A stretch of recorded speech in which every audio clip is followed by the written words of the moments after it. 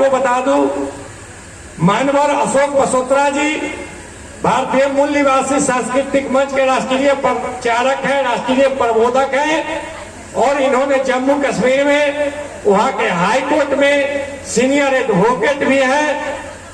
इतना क्रांतिकारी साथी, इतना जागरूक हम लोग के बड़े भाई, इतना समय इनको नहीं रहता है, कितना करके समय कैसे कैसे निकाल के सर फ्लाइट से कल आए हैं, पटना हम रिसीव करके सर को लाए हैं, फिर सुबह सर को 5 बजे फ्लाइट से चल जाना है, क्योंकि वहां कोर्ट वगैरह का भी कार्यक्रम है, बहुत कार्यक्रम है।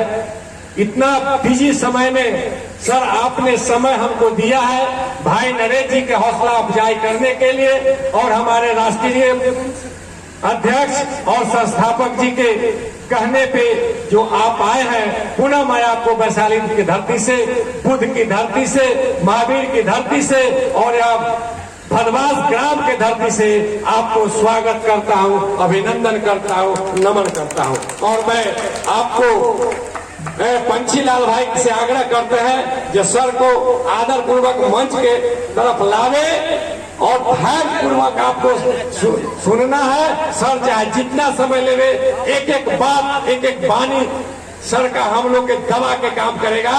जय भारत, जय मूल निवासी।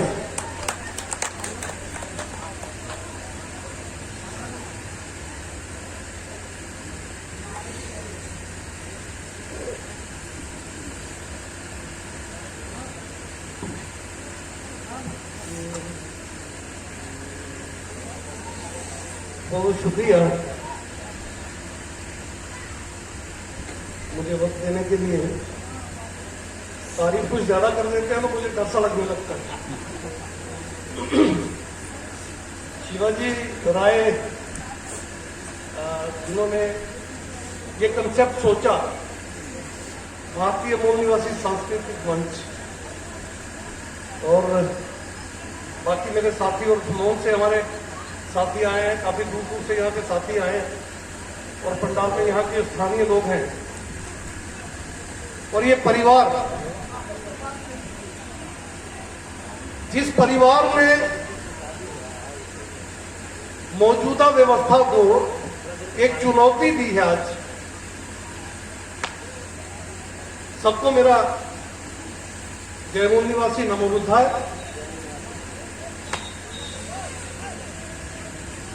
साथियों, ज्योतिबा फुले जिनका कल भी मैं जिक्र कर रहा था, राष्ट्रपिता महामना ज्योतिबा फुले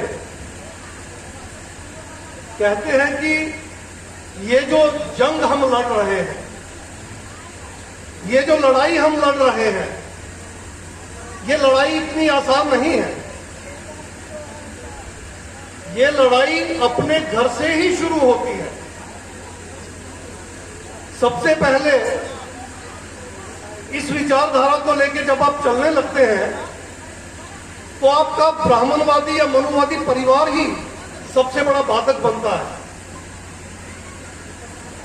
क्योंकि आपको तो बात की समझ आ जाती है और आप तथागत से लेके बाबा साहब तक जितने भी हमारे महामानव हुए, चाहे वो पुरुष हुए हों या औरतें हुई हों, जो भी हैं, आपको तो उनकी बात समझ में आती है, मगर जिस घर में आप रह रहे होते हैं उन घर वालों को समझाना सबसे कठिन कार्य रहता है। राष्ट्रपिता ज्योतिबा फुले 1848 में जब अपने एक ब्राह्मण मित्र की शादी में गए और वहां पर खुशी में वो नाच गा रहे थे, और जब एक ब्राह्मण ने उनकी बाह पकड़कर, बाजू पकड़कर बाहर निकाल दिया, ये कहते हुए कि तुम शूद्र होकर, एक सैनी, एक माली जाति के होकर, एक नीच जाति के होकर ब्राह्मणों की बराबरी कैसे कर रहे हो। तो ज्योतिराव फुले उसी स्थान पर खड़े खड़े 3.5 घंटे तक इस बात पर चिंतन मनन करते रहे कि आखिर मैंने ऐसा क्या गुनाह किया था जो मुझे नीच कहा गया, जो मुझे कब कहा गया, कपड़े मेरे उनसे ज्यादा अच्छे थे, साफ सुथरे थे, पैसे मेरी जेब में उनसे ज्यादा थे, एजुकेशन में मैं, आपको शायद मालूम होगा या नहीं है तो मैं बता दूं, राष्ट्रपिता ज्योतिराव फुले उस वक्त एक स्कॉटिश स्कूल में, स्कॉटिश मिशनरी स्कूल में मैट्रिकुलेशन पास कर चुके थे और उस जमाने के हिसाब से ये बहुत बड़ी पढ़ाई थी। तो उन्होंने सोचा मैं पढ़ा लिखा भी हूं, अच्छे मिशनरी स्कूल में पढ़ा हूं, इसके अलावा भी मैंने काफी सारी किताबें पढ़ी हैं, काफी सारी जानकारी है मेरे पास। ये बारात में जितने भी लोग हैं सब मेरे से कम है, हर तरह से कम है, फिर भी ये ऊंचे कैसे और मैं इनसे नीच कैसे। तो जब इस पे उन्होंने बड़ा मंथन किया तो उनको ये बात समझ में आई कि मैं नीच नहीं हूं, ब्राह्मण उच्च नहीं है, ये व्यवस्था ही नीच है जो ब्राह्मणवादी है और मुझे नीच कह रही है। और वहां पर उन्होंने ये संकल्प लिया कि जब तक मैं इस मनुवादी ब्राह्मणवादी व्यवस्था को जलाकर राख नहीं कर देता, ध्वस्त नहीं कर देता, तब तक मैं चैन से नहीं बैठूंगा।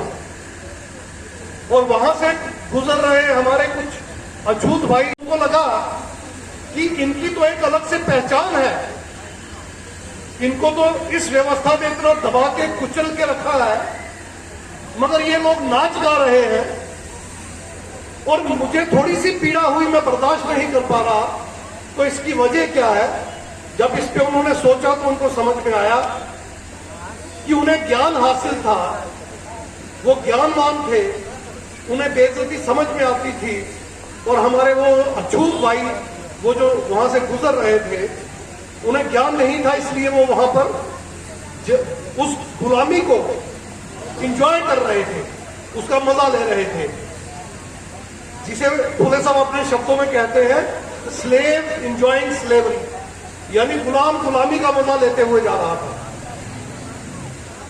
वहां पर उन्होंने शपथ ली, कसम खाई कि मैं महिलाओं को और इन शूद्राति शूद्र लोगों को, जिन्हें लोग अछूत कहते हैं, मैं इन्हें ज्ञान दूंगा, इनमें ताकत भरूंगा और इस व्यवस्था के खिलाफ इतना जबरदस्त तरीके से लड़ने के लिए तैयार कर दूंगा कि आज नहीं तो कल इस व्यवस्था को बर्बाद करने में ये लोग सबसे कारगर साबित होंगे। और जब उन्होंने ये लड़ाई शुरू की, अपनी पत्नी हमारी दादी मां राष्ट्रमाता क्रांति ज्योति सावित्रीबाई फुले को पढ़ाया, उसे टीचर्स की ट्रेनिंग करवाई, फातिमा शेख जी को टीचर ट्रेनिंग करवाई, और महिलाओं के और अछूतों के जब स्कूल खोले तो सारे एरिया के, उस रीजन के ब्राह्मण इकट्ठा होकर उनके पिताजी, जिनका नाम गोविंद राव था, उनके पास चले गए और उनसे कहने लगे कि तुम्हारा बेटा धर्म के विरुद्ध कार्य कर रहा है, इसे समझाओ वरना हम ये चीज बर्दाश्त नहीं करेंगे। और आपको सुनकर शायद थोड़ा अजीब लगे, इतने क्रांतिकारी महामना ज्योतिराव फुले जी के पिताजी बहुत ही कट्टर ब्राह्मणवादी थे। उन्होंने अपने बेटे को फरमान सुना दिया कि या तो धर्म के विरुद्ध कार्य बंद कर दे, यानी शूद्राति शूद्र को पढ़ाना लिखाना, महिलाओं को पढ़ाना लिखाना और अपने हक अधिकार के लिए लड़ना छोड़ दे, या फिर वो उनका घर छोड़ दे। और इस मुकाम पर आकर महामना ज्योतिराव फुले जी ने अपनी पत्नी के साथ, जो हमारी माता क्रांति ज्योति सावित्रीबाई फुले जी है, उनके साथ अपने पिताजी का घर छोड़ दिया। साथियों, ये बात 1848 की है, आज से करीब 168 वर्ष पुरानी, करीब 170 साल पहले की बात बता रहा हूं मैं, कि जब व्यवस्था के खिलाफ लड़ना हो, जब मनुवाद या ब्राह्मणवाद के खिलाफ जाना हो, तो सबसे पहले आपके परिवार के लोग आपका रास्ता रोकते हैं। तो कितनी स्ट्रगल करनी पड़ती है, आप इस बात का अंदाजा यहीं से लगा लीजिए। इसलिए मैं दिल की गहराइयों से शिवाजी राय जी को इस बात की मुबारकबाद देना चाहता हूं। उन्होंने भारतीय मूल निवासी सांस्कृतिक मंच बनाकर सिर्फ पुरुषों को नहीं, क्योंकि जितनी भी ऑर्गेनाइजेशंस काम कर रही हैं, बात से ले लीजिए, कई क्रांति मोर्चे हैं, कई सारे मूल निवासी संघ हैं, कितनी भी संस्थाएं ले लीजिए, उनका फोकस सिर्फ पुरुषों पर है और ज्यादातर संगठनों का तो एक या दो जातियों पर ही सारा दारोमदार है। मगर शिवाजी राय जी की सोच को मैं सैल्यूट करना चाहता हूं, उन्हें मैं दिल से बधाई देना चाहता हूं। उन्होंने सभी जातियों, सभी धर्मों, और मेल हो या फीमेल, पुरुष हो या औरतें, सबके लिए उन्होंने एक शब्द सोचा, मूल निवासी, और अपनी बुद्ध की जो विरासत, मोहनजोदड़ो या हड़प्पा जिसकी हम बात करते हैं, उसकी जो विरासत है, जो हमारी मूल निवासी बहुजनों की प्रकृति की, हमारी जो अपनी विरासत है, जो हमारा पिछला विरसा था, जो हमारी पिछली संस्कृति थी, उसको वहां से उठा के उन्होंने आज 2021 में अपने घरों के अंदर पहुंचा दिया। वो वाकई धन्यवाद के और बड़ी बड़ी मुबारकबाद के पात्र हैं। मैं उन्हें दिल की गहराइयों से बधाई देना चाहूंगा। आज भारत के हर कोने में बुद्धिस्ट रीति रिवाज के साथ शादियां होनी शुरू हो गई हैं।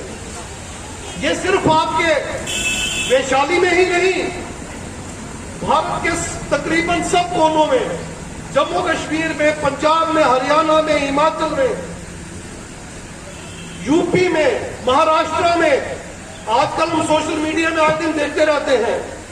अभी मैं शिवाजी राय जी के साथ बैठा हुआ था, कुछ शादियों के, नई शादियों के चित्र उस पे आ रहे थे, तो मैं दिखा रहा था, मैं उन्हें बधाई देते हुए बता रहा था कि जो पीड़ा आपने उठाया था भारतीय मूल निवासी सांस्कृतिक मंच के पटल पर कि हमारी शादियां ब्राह्मण के हाथों नहीं होंगी, बुद्धिस्ट रीति रिवाज से होंगी, तो देखिए कई शादियां अभी भी हो रही हैं। जैसे आज यहां पर हमारी संस्कृति के साथ ये शादी संपन्न हो रही है।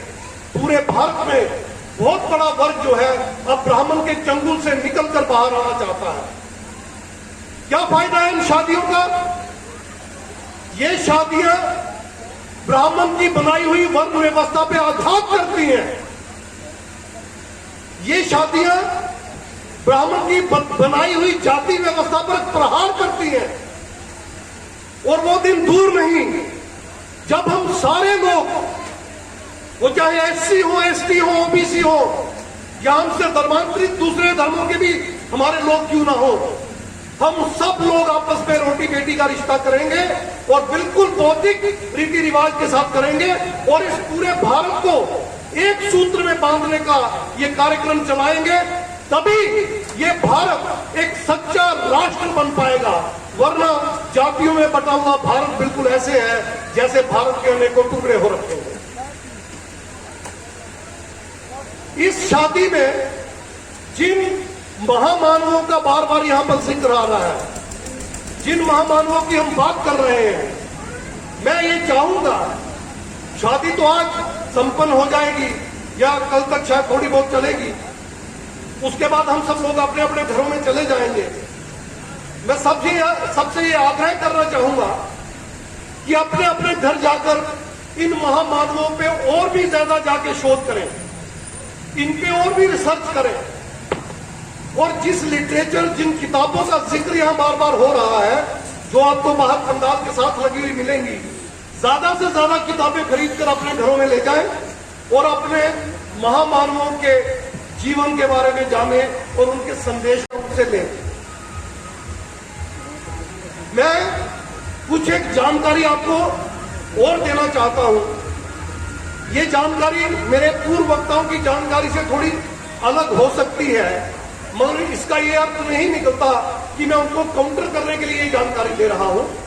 ये जानकारी थोड़ी लेटेस्ट है, अभी हाल ही में ये जानकारी सामने आई है, तो इसके बारे में भी हमें जरूर जानना चाहिए। आपको ये जानकर थोड़ा आश्चर्य भी होगा और थोड़ी सी उत्सुकता भी आपके अंदर पैदा हो जाएगी कि क्या ये बातें सच हैं और जब आपके अंदर ये उत्सुकता पैदा होगी तो मेरा ये मानना है कि आप इस जानकारी के पीछे इसकी खोज करने के लिए और आगे बढ़ेंगे। जैसा कि मैंने कल बताया था, सत्य शोधक समाज आपको बनना है। आपको ब्राह्मणों का बनाया हुआ मूर्ख समाज नहीं रहना है, सत्य शोधक बनना है। तो उसके लिए कुछ जानकारी मैं आपको देना चाहूंगा।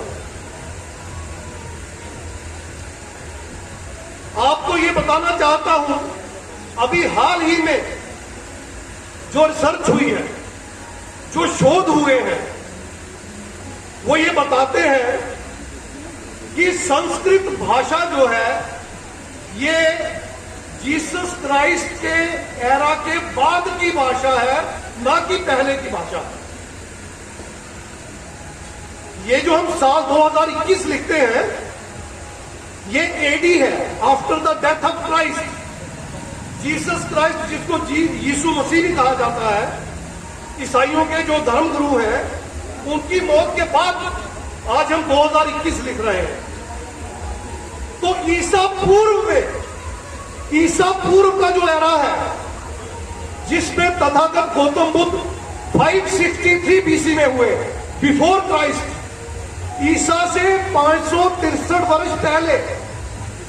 तो ईसा के पहले वाला जो एरा है, ईसा के साथ और पहले वाला जो एरा है, जो पीरियड है, जो वक्त है, जो समय है, उसमें संस्कृत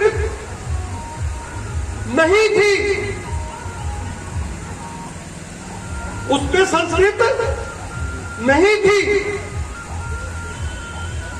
जो संस्कृत के लिटरेचर हमें मिले हैं, उनकी कार्बन डेटिंग कर ली गई है। कार्बन डेटिंग समझते हैं? एक साइंस का मेथड है कि उसकी उम्र ढूंढो, तो उम्र उसकी साइंटिफिकली पता कर ली गई है। कोई भी लिखा हुआ संस्कृत का कागज या भोजपत्र या कोई भी चीज 1800 साल से पहले नहीं मिल रही। और दूसरा उदाहरण देके भी आपको समझा देता हूं। दूसरा उदाहरण भी आपको समझा देता हूं। आप मुझे ये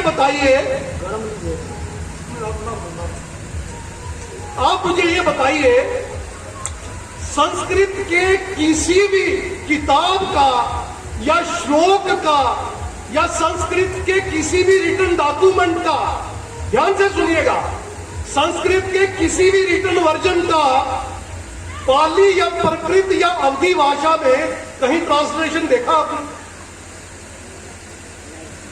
मैं चैलेंज करता हूं, आप सबको चाहिए ढूंढ लीजिए। संस्कृत की किसी भी डॉक्यूमेंट का, किसी भी वेद, पुराण, स्मृति, श्रुति, रामायण, महाभारत, गीता, कोई भी हो, संस्कृत का कोई भी डॉक्यूमेंट आपको पाली या प्राकृत भाषा या अवधी भाषा, प्राकृत भाषा के बहुत सारे फॉर्मेट है, जिनमें पाली भी है, अवधी भी है, सिंधी भी है, बहुत सारी है। तो प्राकृत भाषा में पाली का ट्रांसलेशन कभी देखा किसी ने? मिला कहीं सुना आपने? नहीं सुना। अब मेरा दूसरा सवाल सुनिए।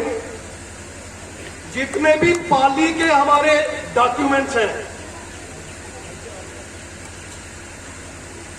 वो चाहे त्रिपिटक हो या जातक कथाएं हो बुद्ध की, बुद्ध के टाइम का जितना भी पाली का लिटरेचर है, जितना भी बुद्ध का सारा लिटरेचर, क्या वो संस्कृत में ट्रांसलेशन हुआ मिलता है?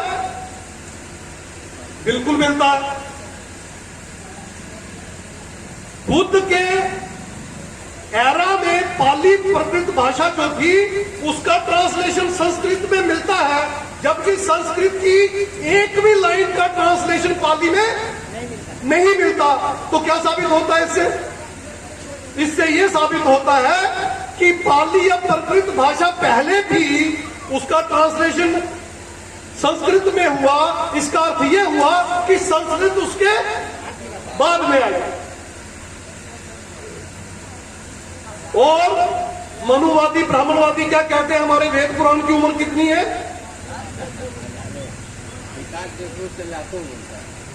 हजारों लाखों वर्ष पहले।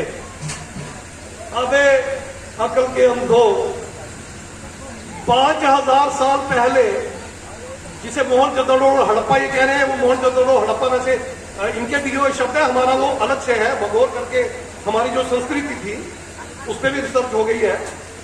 तो उनके वो जो स्क्रिप्चर मिले हैं सांकेतिक, अभी तक नहीं पढ़े गए। 5000 साल पहले के वो शब्द, वो जो सांकेतिक शब्द अभी तक पढ़े ही नहीं गए। 5000 साल पहले के नहीं पढ़े गए और इनकी संस्कृत 10,000 साल पहले, 10 लाख साल पहले वो पढ़ ली गई। ये कैसे संभव हुआ? और अगर इतनी बढ़िया लैंग्वेज तब थी तो उनको वो चित्र बनाने की क्या जरूरत थी? पर इनकी संस्कृत क्यों नहीं यूज कर लेते वो? सत्य शोधक, बुद्धि, बुद्धा नहीं बुद्धि, यही बुद्ध ने कहा, मैं जिंदा नहीं रहूंगा, अपनी अक्ल की शरण में जाना। और दूसरी बात भी आपको बता दूं, हिंदी भाषा की सबसे पुरानी उम्र जो मिली है, जो साइंटिफिकली रिसर्च के बाद पता चली है, 1100 साल से पहले हिंदी भाषा, ये जो देवनागरी, जिसको नागरी बोलते हैं, देवनागरी लिपि, ये नहीं है, ये नहीं है। ब्राह्मण ये दावा करते हैं कि उनका सबसे पुराना लिखा हुआ संस्कृत का ग्रंथ जो है उसका नाम है ऋग्वेद। ऋग्वेद का रिटन वर्जन जितना भी पूरी दुनिया में अवेलेबल है, जो सबसे पुराना भोजपत्र पे मिला, उसकी कार्बन डेटिंग में पता क्या पता चला? ऋग्वेद 550 साल से ज्यादा पुराना नहीं है। नहीं कह रहा, साइंटिस्ट कह रहे हैं, साइंटिस्ट कह रहे हैं। दूसरा उदाहरण, इनकी रामायण, महाभारत, वेद, पुराण, स्मृति, श्रुति कोई भी उठा के देख लो, उसमें बुद्ध काल की बातें हैं। रामायण में अशोक वाटिका है, अशोक वाटिका है, किसकी है वो? और रामायण में एक श्लोक है, बुद्ध मतावलंबी से बहस मत करें, ये मूर्ख होते हैं। क्यों कहा? इसका अर्थ ब्राह्मण समझ गया था ये बुद्धि की बात है और हमें लोगों को मूर्ख बनाना है। और बुद्ध की बातें इनकी रामायण महाभारत में कहां से आ गई? अगर वो 10,000 साल पहले भी लिखी थी, बुद्ध तो 2600 वर्ष पहले हुए। तो साइंटिफिकली ये बात भी प्रूव हो गई है कि हिंदी 1100 साल पुरानी है। ऋग्वेद जो है ये रिटन वर्जन 550 साल से पीछे नहीं मिल रहा, नहीं मिल रहा। और वेद व्यास के लिखे हुए जो इनके धार्मिक ग्रंथ हैं, उनमें मुगल काल भी है और अंग्रेजों की बातें भी है, ब्रिटिश एरा की बातें भी है। मैं अभी डिस्कस कर रहा था हमारे गुरुजी से, शिवाजी राय जी से मैं डिस्कस कर रहा था, ये भी पता चला साइंटिस्टों को। तो इसका अर्थ क्या निकलता है? इसका अर्थ ये निकलता है या तो वेद व्यास अभी पैदा हुए अंग्रेजों के जमाने में, या अंग्रेज उनके जमाने में आए थे। अब ये बातें मेरी आपको सारी अजीब सी लगेंगी और सारी गलत लगेंगी, मगर ये मैं दावे से कह सकता हूं, अगर आप रिसर्च करेंगे तो आप इन सबको सच पाएंगे। अब इसका मैं एक उदाहरण और देना चाहता हूं। देखिए, बहुत सी बातें मेरे पूर्व वक्त आपको बता के, उनको रिपीट करने से कुछ नहीं होने वाला। मैं वो बताऊंगा जो अब आपको इससे आगे ले जाएगा। ये सारा तालमेल कहां से हुआ और क्यों हुआ? 1937 में ब्रिटिश एक हिस्टोरियन, आर्कियोलॉजिकल सर्वे का आदमी कलकत्ता में आके बस गया। यहां उसने ट्रस्ट बनाया और यहां के कल्चर को स्टडी करना शुरू किया। वो पहला व्यक्ति था जिसने बुद्ध काल के शिलालेखों को पढ़ा, जिसने महाराजा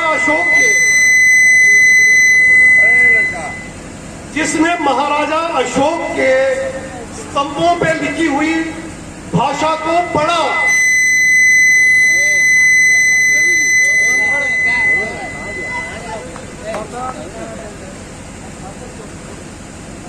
अरे यहाँ बैठो,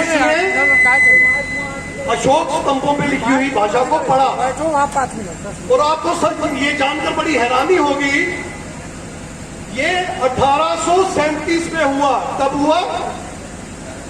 1837 37 में। और जब उसने वो पढ़ के लिखा और लिखकर उसकी भाषा का अनुवाद कर लिया, तो उस वक्त हमारे लोग तो पढ़े लिखे नहीं थे। हेलो, आवाज आ रही है ना? तो हमारे लोग तो पढ़े लिखे नहीं थे। उस वक्त ब्राह्मण ज्यादा पढ़े लिखे थे, तो ब्राह्मणों की रात की नींद उड़ गई। वो जो कहानियां सुना सुना के सत्यनारायण की, तारामती की, राम की, कृष्ण की, लक्ष्मण की, हनुमान की कहानियां सुना सुना के जो हमारे पिछले पुरखों को लगातार बेवकूफ बनाते हुए आ रहे थे और उनके दिमाग पे कब्जा कर रहे थे, जब उनको ये पता चला कि एक अंग्रेज स्कॉलर ने बुद्ध के समय की वो स्क्रिप्चर पढ़ ली है और उसको डिकोड करके वो अब लिख रहा है, अब कल इनको पता चल जाएगा मूल निवासी बहुजनों को कि हमारा छत्र, हमारा राज तो कभी रहा ही नहीं।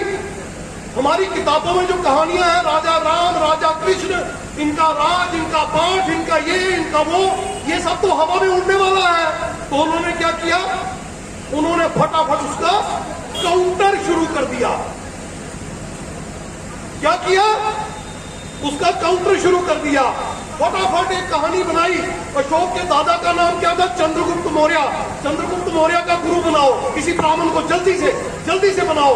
तो एक चाणक्य नाम का कैरेक्टर बना के उसकी किताबें छापी। क्या किया? चाणक्य नाम का कैरेक्टर लिखा, उसको चंद्रगुप्त मौर्य का गुरु बना दिया।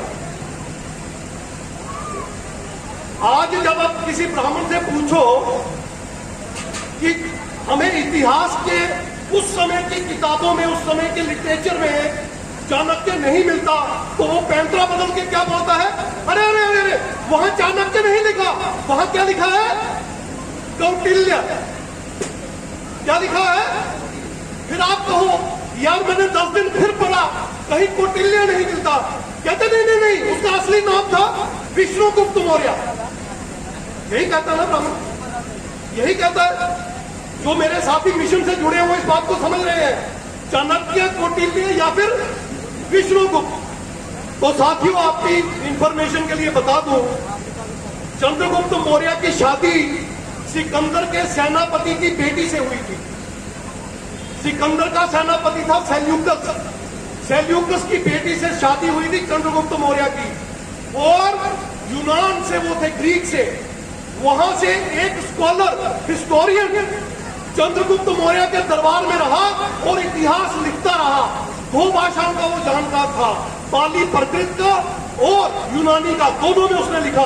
उस इतिहास का नाम क्या है मालूम है किसी को? इंडिका नाम की किताब है, इंडिका। मैक्सफीज उसका नाम था, स्कॉलर का नाम था मैक्सफिनीज। मैक्सफिनीज ने इंडिका लिखी। वो ग्रीक में ओरिजिनल मिल जाती है, यहां तालमेल हुआ हो गया हो, मगर वो ग्रीक में मिलती है ओरिजिनल। मैक्सफीज की इंडिका में, चाहे वो इंडिया वाली ले लीजिए या फिर ग्रीक वाली ले लीजिए, ना चाणक्य मिलेगा, ना कौटिल्य मिलेगा, ना विष्णुगुप्त मिलेगा। तो भाई ये कहां से टपका?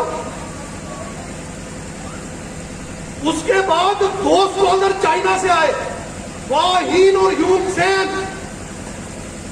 दोनों के ट्रैवल अकाउंट चाइनीज में भी अवेलेबल है, अंग्रेजी में भी है, हिंदी में भी है, संस्कृत में भी है, जाइए पढ़ लीजिए। दोनों ने कहा हमें भारत में बुद्ध के सिवा कोई नहीं मिला, कुछ नहीं मिला। और दोनों के ट्रैवल अकाउंट में ना चाणक्य मिलेगा, ना कौटिल्य मिलेगा और ना विष्णुगुप्त मिलेगा।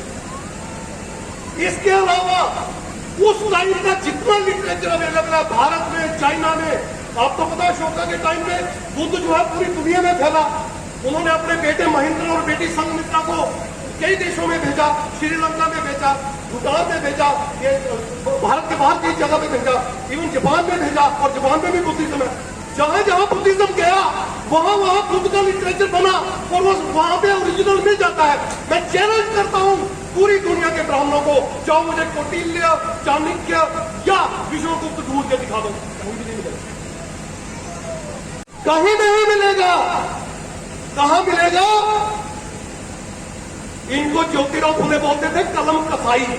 कसाई समझते हो ना, गर्दनें काट कलम से गर्दनें काटने वाला, ये कलम कसाई 1837 के बाद इनका लिटरेचर उठा लीजिए, उसमें आपको मिलेगा। तो चाणक्य नाम का कोई व्यक्ति था ही नहीं। अब ये कहते हैं जीरो की इन्वेंशन हमारे पुरखे ने की, उसका नाम था आर्यभट्ट, वो भी नहीं मिलता। आप समझ रहे हैं मेरी बात? अब तीसरी चीज देख लीजिए, एक और मैं आपको बात चैलेंज के साथ बता रहा हूं।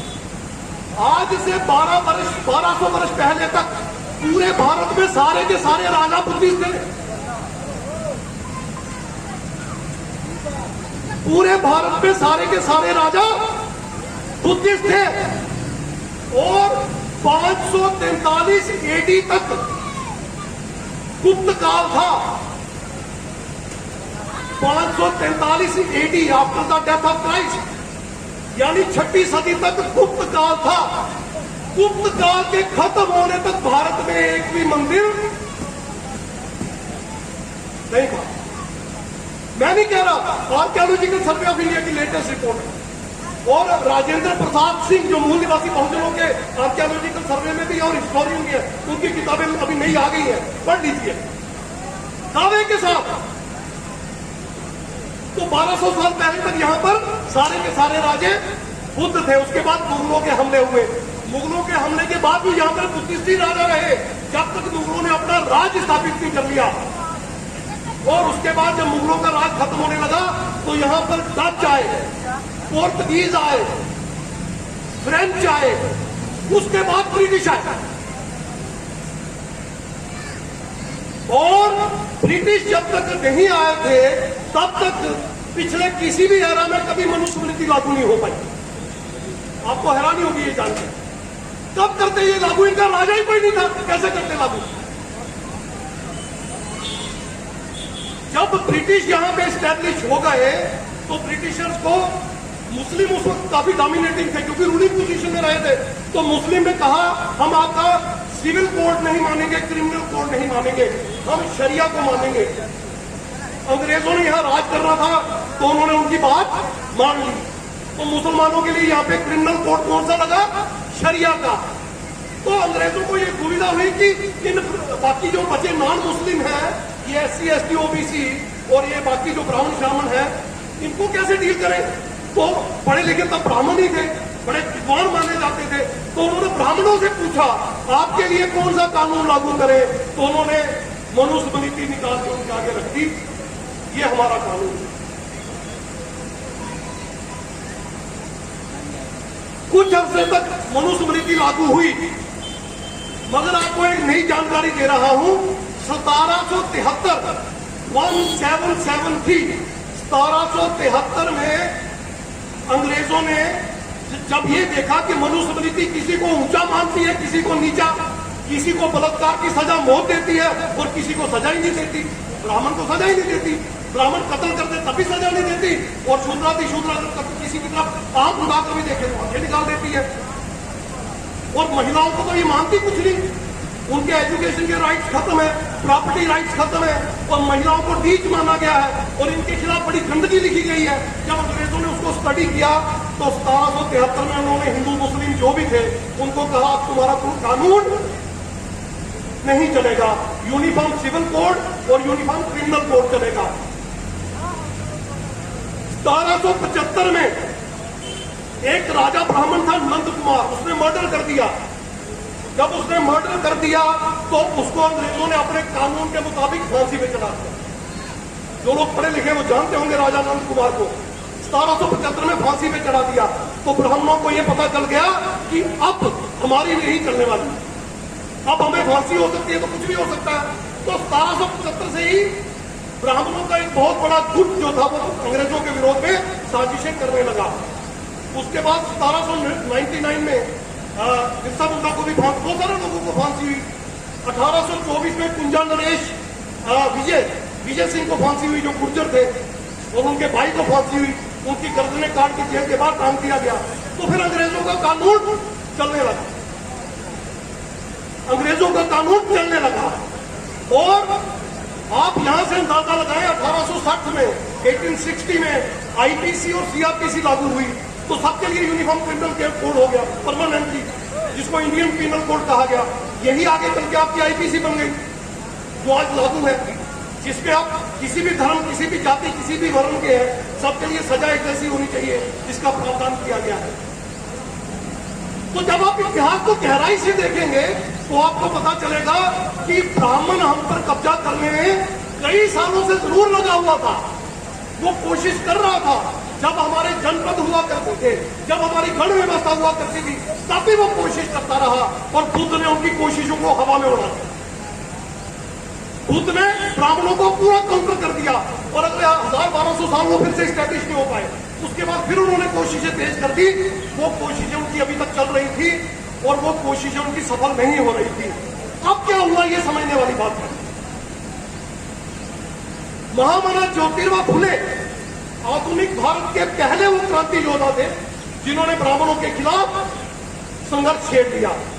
वही संघर्ष जो गौतम बुद्धा ने छेड़ा था, वही संघर्ष जो कबीर साहब ने छेड़ा था, वही संघर्ष जो रैदास जी ने छेड़ा था, वही संघर्ष जो बाबा नानक ने छेड़ा था, गुरु अर्जुन देव ने छेड़ा था, गुरु गोविंद सिंह ने छेड़ा था, वही संघर्ष जो हमारे इन महामानवों ने छेड़ा था। आधुनिक भारत में महामाना ज्योतिबा फुले जी ने छेड़ दिया। अब जब उन्होंने ये संघर्ष छेड़ा तो उन्होंने लोगों का मनोबल बढ़ा के ब्राह्मणों के खिलाफ लड़वाने के लिए एक नाटक लिखा। मराठी में नाटक को कहते हैं पवाड़ा। उन्होंने शिवाजी महाराज पे पवाड़ा लिखा और एक भाग लिखने के बाद फिर दूसरा भाग लिखा और नुक्कड़ नाटक कर करके पूरे महाराष्ट्र में लोगों को जागृत किया और हजारों लाखों की संख्या में शिवाजी महाराज की जय के नारे लगते थे और बड़े बड़े जुलूस निकलते थे और वो इतना ज्यादा बढ़ गया कि ब्राह्मणों को पता चल गया अब हमारा अंत आ चुका है। ब्राह्मणों ने एक साजिश रची। 1873 में जब फुले साहब ने सत्यशोधक समाज बनाया तो सारे वहां के ब्राह्मण इकट्ठा हुए महाराष्ट्र के। वो गुजरात में सूरत में गए। सूरत में मूल शंकर तिवारी नाम का एक ब्राह्मण रहता था। उसको कहा, अबे गधे यहाँ क्या कर रहा उठ यार, आगे इस बंदे का काउंटर कर, ये बंदा खतरनाक, हमसे संभल नहीं रहा। मूल शंकर तिवारी ने कहा, वहां मेरे से बड़ा ब्राह्मण उसके खिलाफ काम कर रहा है, बाल गंगाधर तिलक। उन्होंने कहा वो तिलक से नहीं संभल रहा, तू भी आ जा। उसको तैयार करके बॉम्बे में लाया। बॉम्बे में लाने के बाद उसने एक नए धर्म की स्थापना रखी जिसका नाम था आर्य समाज और इस मूलशंकर तिवारी का नाम है के चक्कर में। अब जब ब्राह्मणों ने बाल गंगाधर तिलक से यह पूछा कि गणपति को तो छूतों ने छू लिया, इसको मंदिर में वापस कैसे रखेंगे, तो बाल गंगाधर तिलक ने कहा, हमारे किस काम का था, हमने जिसका काउंटर करना था कर दिया, तो अब क्या करोगे, अबे फेंक देंगे किसी दरिया में। और हर साल गणपति को पानी में विसर्जन कर दिया जाता है।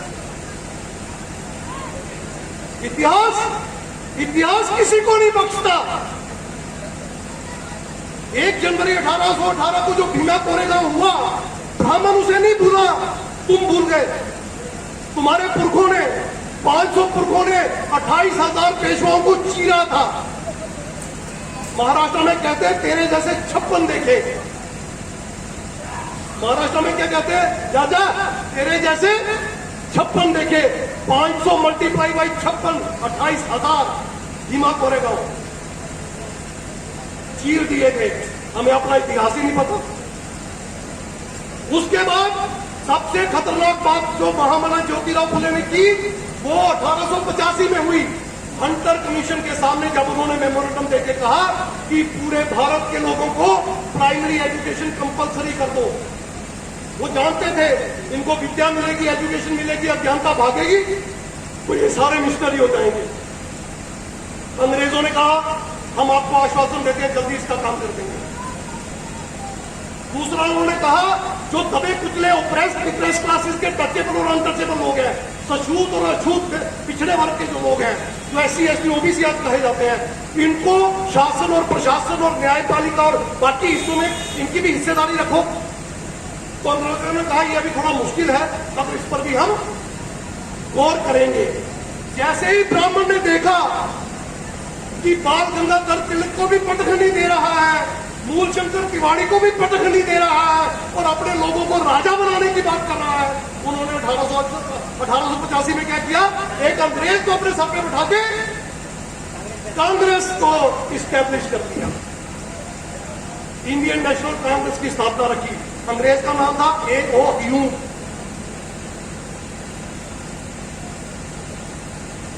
1888 में उन्होंने अपना धर्म छोड़ दिया, हिंदू धर्म के विरुद्ध सर्वजन सत्य धर्म की स्थापना की। बिल्कुल बुद्ध वाला ही धर्म था, यह नहीं था। और 1890 में उनकी परिनिर्वाण हुआ। उसके बाद माता सावित्रीबाई 1997 तक लड़ती रही, 97 में उनका भी परिनिर्वाण हुआ। फिर साथियों ऐसा क्या हुआ, तब तक तो हम हिंदू नहीं थे, ब्राह्मण भी हिंदू नहीं थे, क्षत्रिय वैश्य भी हिंदू नहीं थे, तो ये हिंदू कैसे बने? 1904 में जैसे हमारे यहाँ संसद होती है, ब्रिटेन में हाउस ऑफ लॉर्ड्स होता है, एक प्राइवेट मेंबर ने हाउस ऑफ लॉर्ड में एक बिल पेश किया कि 4 में से 2 क्वालिफिकेशन वोट के लिए खत्म कर दो। 18 साल, सिटीजन, प्रॉपर्टी, ग्रेजुएशन, ये 2 खत्म कर दो। और 1918 में बिल पास हो गया। सिर्फ ये 2 चीजें रह गई और इसको कहते हैं थम्स अप रूल, अंगूठा छापी वोट डालने लगे। 1919 में फर्स्ट इंडिया एक्ट आया, 1935 में दूसरा सेकंड इंडिया एक्ट आया। जब फर्स्ट इंडिया एक्ट आया, ब्राह्मणों को पता चला यहां भी वोट पड़ेंगे और सबके वोट की वैल्यू एक जैसी होगी। तो जब सबके वोट एक जैसे, तो 2.5-3% ब्राह्मण मोहल्ले का प्रधान भी नहीं बन सकता था। उसको समझ में आया ब्राह्मण क्षत्रिय वैश्य वाला ये जो वर्ण व्यवस्था का चक्कर है, ये नहीं चलेगा, ये मुझे राजा नहीं बना सकता। तो 1920 में जब बाल गंगाधर तिलक की मौत हुई, तो उन्होंने नारा दिया, गर्व से कहो हम सब हिंदू हैं। आपको पता है बाल गंगाधर तिलक का एक न्यूज़पेपर निकलता था मराठी में, केसरी नाम का, डेली आर्टिकल आता था। हिंदू शब्द मुगलों की सनातनियों को दी हुई गाली है, हम इसे स्वीकार नहीं करते। सारे ब्राह्मण कह रहे थे 1920 से पहले, हिंदू शब्द गाली है, गाली है, गाली है, गाली है। और हमारे मूल निवासी बहुजनों को क्या लिखा जाता था सेंसस में? सबसे पहला सेंसस हुआ 1872 में, उसके बाद 81 में, 91 में, 1901, 1911, 1921 और आखिरी कास्ट बेस्ड सेंसस हुआ 1931 में। 41 में नहीं हुआ, तब क्विट इंडिया मूवमेंट शुरू हो गई थी। और 51 में जब हुआ, तब वायसराय इंग्लैंड में चला गया था और हमारा यहाँ कांग्रेस का बंदा वायसराय बन चुका था। उसने दूसरा ही आदेश निकाल के कास्ट बेस्ड सेंसस को बंद कर दिया। 1872 से 1931 तक हमारे नाम के आगे क्या लिखते थे सेंसस में? टचेबल डिप्रेस क्लासेस, ओबीसी को, और SC/ST को क्या लिखते थे? अनटचेबल डिप्रेस क्लासेस, यानी छूत पिछड़ा वर्ग और अछूत पिछड़ा वर्ग। और रिलीजन के कॉलम में क्या लिखते थे? धर्म के कॉलम में नॉन मुस्लिम। क्या लिखते थे? क्या लिखते थे? नॉन मुस्लिम, हिंदू नहीं लिखते थे। अबे ब्राह्मण में खुद को हिंदू नहीं मानता था, तो हम क्या मानते? इसका मतलब हमें इतिहास में कभी हिंदू ना लिखा गया, ना कभी हम हिंदू थे। इन ब्राह्मणों के धर्म ग्रंथों में भी हिंदू शब्द नहीं मिलेगा आपको, ना पुराण में, ना वेद में, ना स्मृतियों में, श्रुतियों में, गीता, रामायण, महाभारत, किसी में हिंदू शब्द नहीं मिलेगा। जब संविधान लिखा जा रहा था, आर्टिकल 25 से लेकर 28 तक में आपको हिंदू लिखा गया। आर्टिकल 25 पढ़ लीजिए। कैरियर भी रामा साहब डायकर इसका बड़े विरोध कर रहे थे। बाबा साहब के रहते वो विरोध करते रहे, बात नहीं बनी। बाबा साहब का परिनिर्वाण होने के बाद कैरियर ने 1957 में आर्टिकल 25 से 28 जो कॉन्स्टिट्यूशन है वो जलाया। 3000 कार्यकर्ताओं के साथ जलाया। पुलिस ने उनको अरेस्ट किया, उन पे केस चला। उन्होंने एडमिट किया कोर्ट में, हाँ हमने जलाया क्योंकि हम हिंदू नहीं है। उनको 6 महीने से लेकर 3 साल तक की सजा हुई। 16 लोग जेल में मर गए।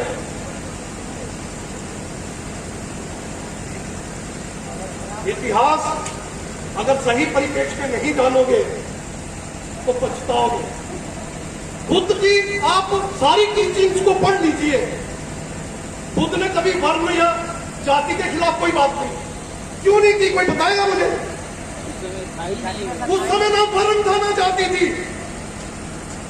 और ब्राह्मण हमारे लोगों को कहता है हजारों सालों से है, ब्रह्मा के मुंह से ही ब्राह्मण पैदा हुआ था और हम मान लेते हैं। अगर आप पाली भाषा को आज भी स्टडी करोगे तो पाली भाषा में श वर्ड नहीं है, शरणम नहीं है। पाली में क्या है?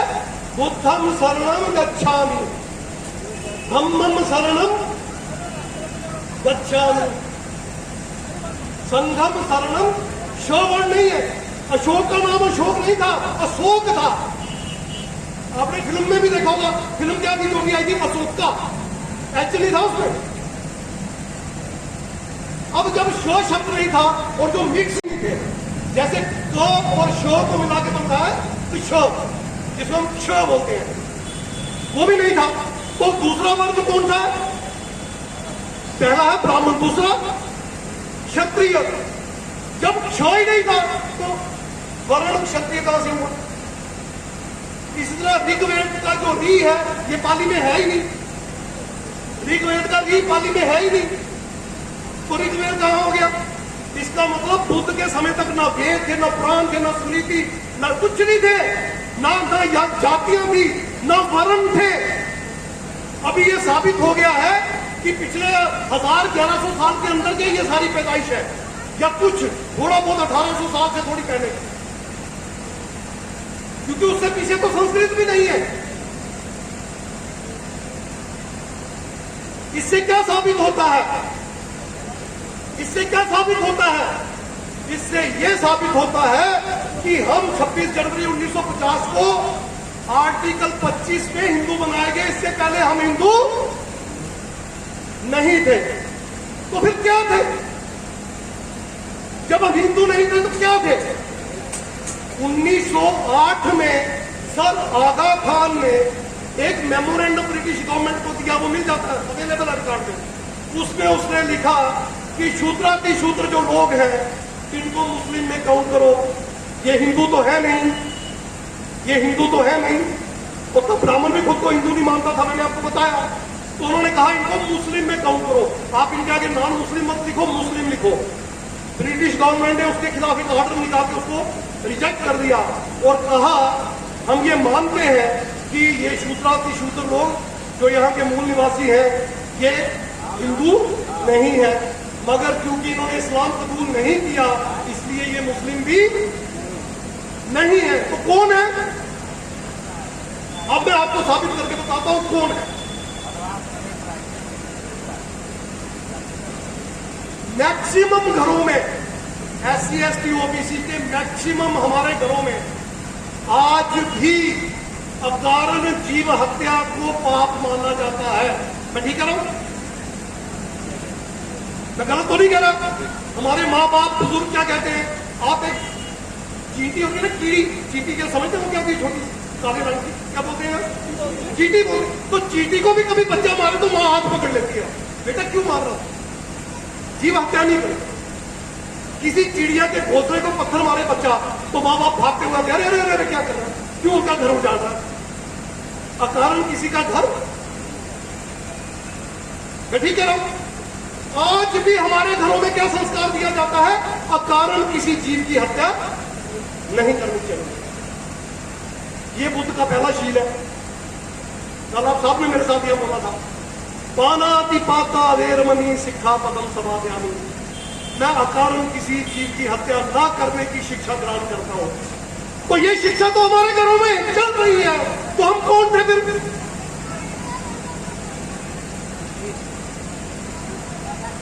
ठीक कह रहा हूं, झूठ तो नहीं कह रहा। अब दूसरी बात पे आ जाइए, कितने परिवार में ये हमारे पूरे SC ST OBC पूरे भारत में कितने परिवार हैं जो अपने बच्चों को कहते जा चोरी कर? पिटाई होती है कि नहीं होती है? कभी हम किसी की रबर पेंसिल भी चुरा लेते थे बचपन में, या कभी किसी के घर से कोई चीज उठा लाते थे चोरी से और घर वालों को पता चलते क्या होता था?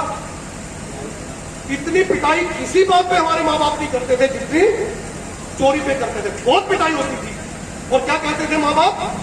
बेटा मरते मर जाना, कभी चोरी नहीं करना। तो दूसरा शील क्या है? आदिम दाना वेरमणि सिक्खा पदम समादयामि। यही है ना कि मैं सारी उम्र चोरी ना करने की शिक्षा ग्रहण करता हूं। कामेषु मिच्छाचारा वेरमणि सिक्खा पदम समादयामि। तीसरा कि मैं बेविचार नहीं करूंगा।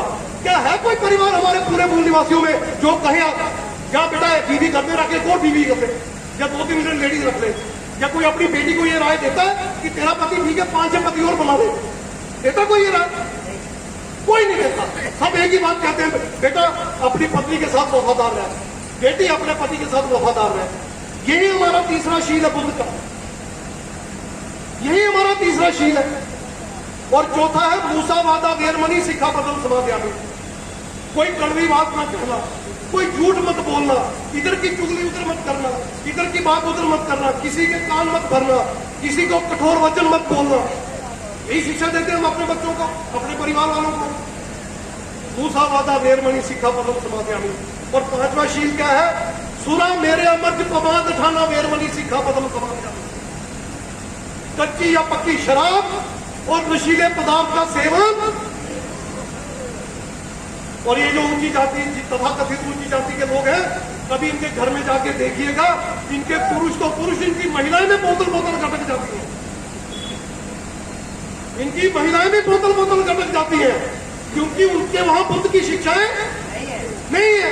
तो दूर से ही पता चलता है ब्राह्मण संस्कृति, श्रमण संस्कृति। तो जब हम नॉन मुस्लिम थे तो कौन थे? हिंदू तो नहीं थे, फिर कौन थे? हम बुद्ध थे, हम नास्तिक थे, हम प्रकृति के पूजक थे, हम प्रकृति को अपना सब कुछ मानने वाले थे।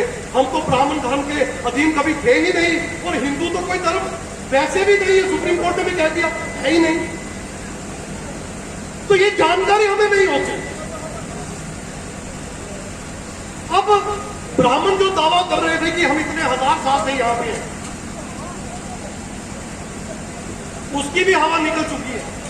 जब बोर हो जाओगे तो मुझे बता देना, मैं उतना ही बताऊंगा, क्योंकि सुबह से नॉलेज का भंडार भर दिया आपके अंदर। अब मेरे पास जो चीजें हैं वो आपको थोड़ी भारी लग रही होंगी, मगर इतना मैं दावा करता हूं ये किसी ने बताई नहीं होंगी आपको। तो जब आपको लगे कि अब हद से ज्यादा हो गया, आप बर्दाश्त नहीं हो रहा, तो हाथ खड़े करिएगा, मैं बंद कर दूंगा।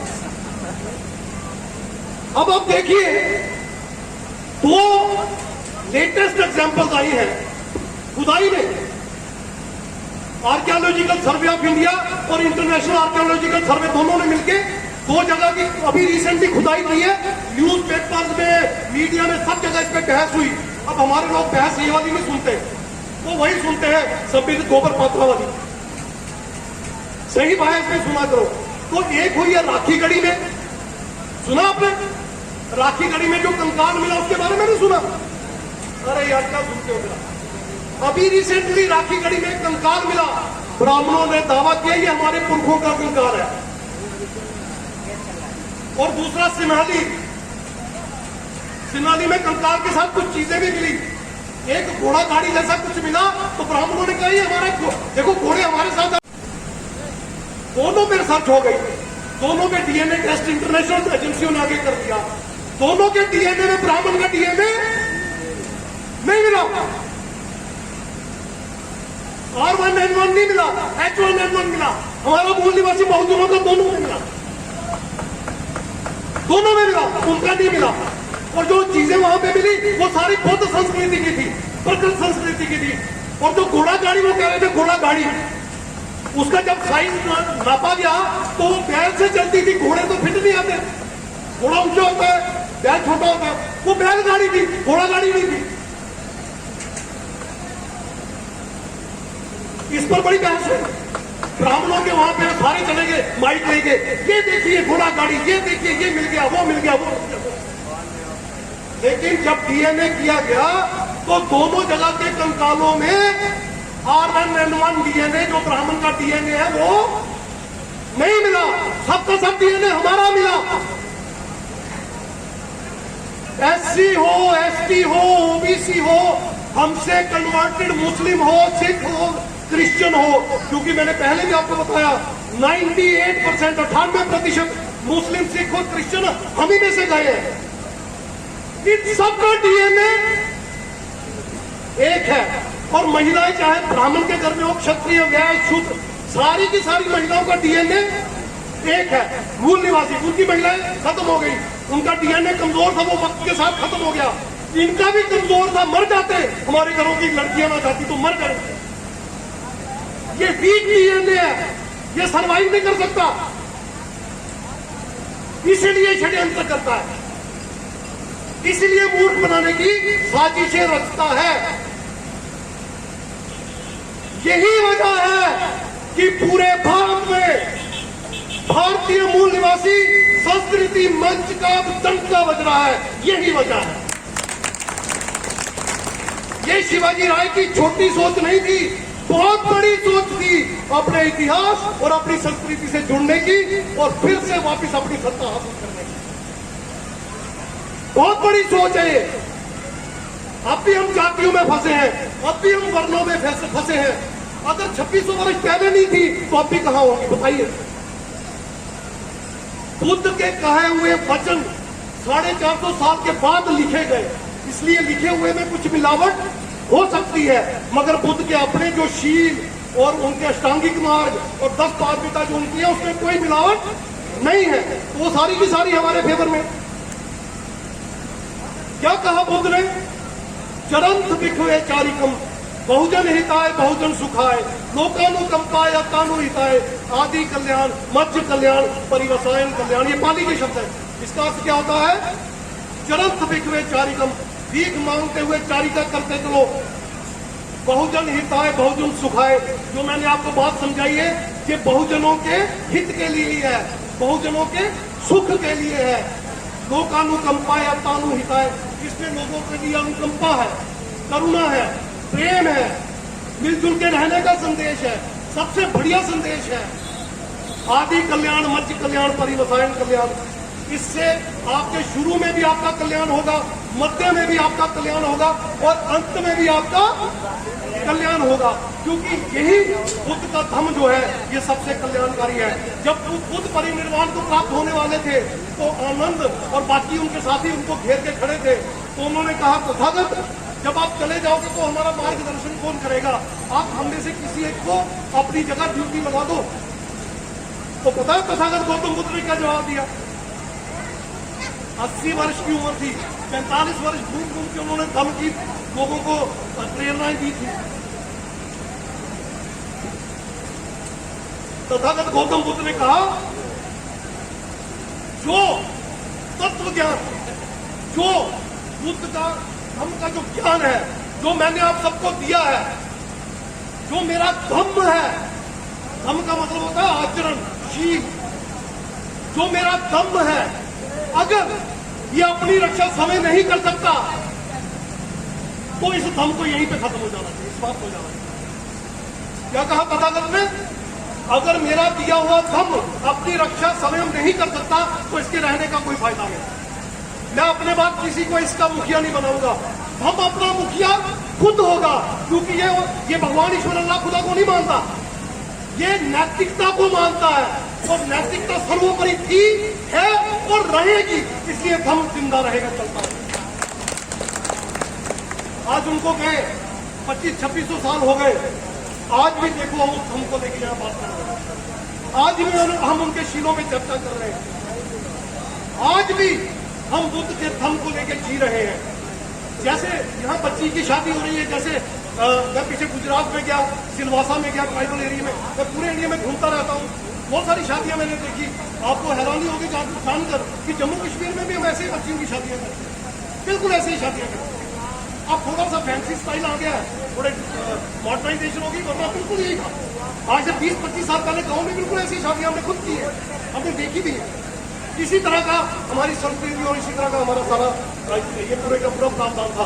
तो ये जो भारतीय मूल निवासी सांस्कृतिक मंच है, ये पूरे भारत में काम कर रहा है, जम्मू कश्मीर से लेकर कन्याकुमारी तक, इधर नॉर्थ ईस्ट से लेकर नीचे तक, राजस्थान तक आके पूरे अंत तक पूरे भारत में काम कर रहा है। मैं ये उम्मीद करता हूं कि बुद्ध का ये धम्म, देख लीजिए, खत्म नहीं हुआ। 47 देश प्योर बुद्धिस्ट है और 125 देश है जहां बुद्धिज्म चलता है, जहां बुद्धिज्म की बात चलती है, और पूरी दुनिया के देशों ने माना है बुद्ध के मुकाबले का दूसरा कोई धम्म अभी तक पैदा नहीं हुआ। तो पूरी विश्व में अगर कोई कल्याणकारी धम्म है तो बुद्ध का धम्म है, तो अगर कोई धम्म रहेगा तो बुद्ध का ही धम्म रहेगा। मैं ये मानता हूं, इस धम्म को कोई भी समाप्त नहीं कर सकता। ब्राह्मण ही नहीं, ब्राह्मणवाद ही नहीं, मनुवाद ही नहीं, ब्राह्मणों की बनाई सारी चीजें बर्बाद हो जाएंगी, सारी चीजें ध्वस्त हो जाएंगी। कुछ नहीं बचेगा उनका। वो कल्याणकारी नहीं है, वो विनाशकारी है, ये कल्याणकारी है। यही बचेगा और कुछ नहीं बचेगा। ये मैं दावे के साथ आपके सामने बात करना चाहता हूं। तो साथियों, आज ये जो इतना बड़ा कार्यक्रम राम नरेश जी के घर में हो रहा है और उनके पूरे परिवार के सहयोग से हो रहा है, मैं इनको अपने दिल की गहराइयों से बधाई देना चाहता हूं। बहुत बड़ा कदम है। और जितने लोग यहाँ पंडाल में बैठे और जो नहीं बैठे उनको भी बताइए, ब्राह्मणों के हाथ से कोई काम मत करवाइए। फूले साहब ने पहली कसम खाई थी कि मैं ब्राह्मण को घर नहीं जाऊंगा, ना उसको अपने घर में आने दूंगा। और मरने से पहले भी कहा था कि मेरी डेड बॉडी पे ब्राह्मण का साया भी नहीं पड़ना चाहिए। यही बात हमारे बाकी पैरियर साहब ने भी कही और भी संतों महामानवों ने कही। तो हमारे महामानवों की बात को हमें मानना चाहिए और इस धम्म के कार्यक्रम में सबको शामिल होना चाहिए। भारतीय मूल निवासी सांस्कृतिक मंच की तरफ से राष्ट्रीय प्रचारक होने के नाते और मेरे मेंटर, मेरे गुरु, मेरे सर्वसभ शिवाजी राय, उनकी तरफ से मैं सबका तहे दिल से आभार व्यक्त करता हूं। आपने इतने पेशेंस के साथ वहां धम्म लिखना है, पूरा भारत धम्म में करना है, पूरा भारत बुद्ध में करना है। आइए प्रण लें और इस प्रण के साथ हम निकले और ये बाबा साहब का जो मिशन है, फुले साहब का जो मिशन है, इसको हम घर घर तक पहुंचाएं। इस आशा और विश्वास के साथ कि आप इसे करेंगे और बुद्ध के संदेश को घर घर तक पहुंचाएंगे। मैं आप सबसे रजा चाहता हूं। मेरे साथ मैं कहूंगा, बुद्ध धम्म की क्या पहचान? आप कहेंगे मानव मानव एक समान। ये 3 बार आप कहेंगे और उसके साथ ही मैं अपनी बात को विराम दूंगा। बुद्ध धम्म की क्या पहचान? बुद्ध धम्म की क्या पहचान? बुद्ध धम्म की क्या पहचान? बहुत बहुत शुक्रिया साथियों। जय मूल निवासी, नमो बुद्धा।